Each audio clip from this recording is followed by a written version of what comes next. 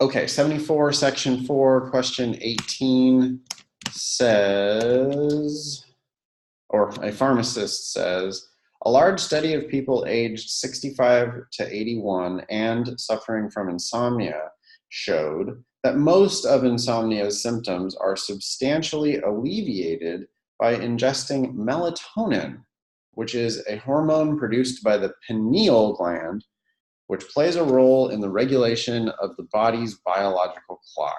Wow, 6 lines of pretty science-y types of shit. I'm going to read it again just to make sure that I follow all of those steps. We have a large study of people who are 65 to 81. That's kind of old. And these people are suffering from insomnia, but they're getting better though, substantially when they take melatonin, which is a hormone that comes from the pineal gland, whatever the hell that is. And this melatonin plays a role in regulation of the body's biological clock. So good, great, awesome. Glad these old folks are getting some relief from their insomnia. Good. Thus, here comes probably the bullshit part. Most conclusions on the LSAT are going to be flawed, or just at least they're not going to be fully proven by their facts. So I will grant the pharmacist her evidence, but I will not grant her her conclusion. And remember, again, that's the tattoo that I'm going to get one of these days to remind myself of how we do LSAT logical reasoning, is that we grant our opponents their evidence, but we then vehemently disagree with their conclusions. So let's just hear what this pharmacist's bullshit conclusion is. Well, because of this study about old folks and melatonin, because of that, I can conclude that the recent claims made by manufacturers of melatonin supplements that the pineal gland produces less melatonin as it ages are evidently correct. And boy, is that bullshit. That's just terrible. That's terrible. And I just hope that you, as a critical thinker, y'all went to college, man. You're not dummies. But you got to read a little sharper, and you just got to keep pushing back on horrible bullshit arguments like this. What are you talking about? We know that the pineal gland produces less melatonin as it ages. For one thing, this argument is only about young people. It never provides any evidence. Sorry, it's only about old people. It never provides any evidence about young people. So how can you make a claim about differences over time when you're only producing evidence about one group at a static, fixed age of 65 to 81? Yeah, that's old, older than us. But so what? That doesn't mean that things have changed for those old folks. It could be that the exact same shit happens to young people. Furthermore, just because melatonin makes you sleep does not mean that the pineal gland produced less melatonin as you got older. Could be that the pineal gland produces a constant amount of melatonin. Could be 0, could be a lot. That could never change. Nonetheless, more melatonin might make you sleep more. That's perfectly reasonable. I mean, you know, alcohol also makes you sleep, probably. And your brain does not produce alcohol. I mean, what about, couldn't there be any other reason why these old folks are having insomnia? Like they're in pain because they're old? Or like because their bladder, for whatever reason, shrinks down and now you have to pee every 2 minutes when you're old?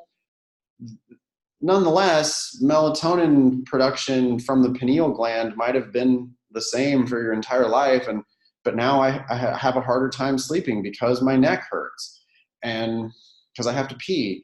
And yeah, melatonin helps me sleep, but my pineal gland could be just fine. Matter of fact, my pineal gland could be producing more melatonin than it ever has, as far as we know. Okay, so I have granted the pharmacist's evidence, but I have disagreed with her conclusion.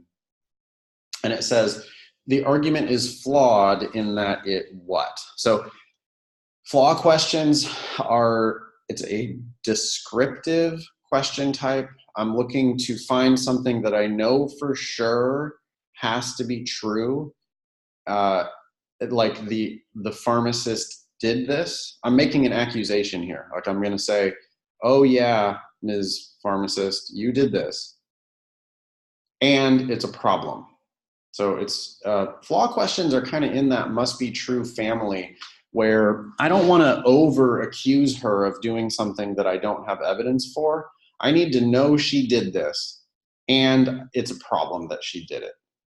So A, did it infer from the effect of an action that the action is intended to produce that effect? That is sometimes the correct answer. And I think last weekend in San Francisco, we saw that as the correct answer for one of the questions.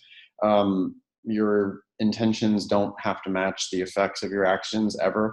It is certainly a flaw, but it has nothing to do with this pharmacist's argument. And so she didn't do that. And so the answer easily can't be A here. B, did the argument rely on the opinions of individuals who are likely to be biased?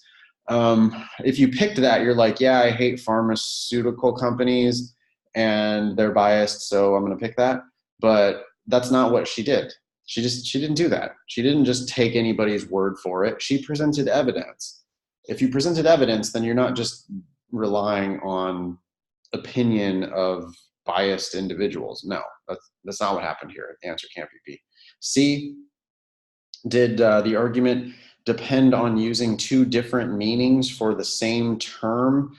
No, that is sometimes the answer, but in order to make C the answer, you would have to let's say I made an argument where I used the word mad to mean angry, and then later I made a conclusion about the word mad, but in this context I meant mad to mean crazy. Angry and crazy are not the same thing, and so I can't make an argument that uses the word mad twice in two different contexts. That's what C would be, but that's not what happened here, so it can't be C. D, confuses an effect with a cause. I went to the hospital and I noticed there was a lot of sick people there, so clearly going to the hospital makes you sick. That's confusing cause and effect. But the pharmacist didn't do that. And by the way, if the pharmacist had done that, I would have definitely recognized it. So I can't see how D could possibly be the answer. E says relies on a sample that is unrepresentative. Probably pretty tricky. I'm guessing that this question gave quite a few of you some fits, but you can't pick A or B or C or D.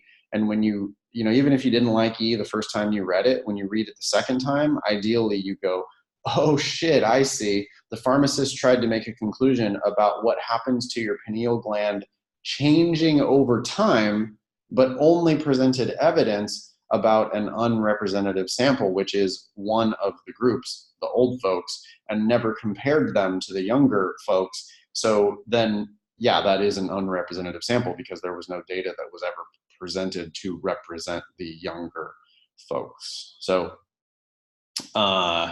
bit of a tricky question, but the answer there has to be E. Can't be A, B, C, D. Has to be E. Thank you.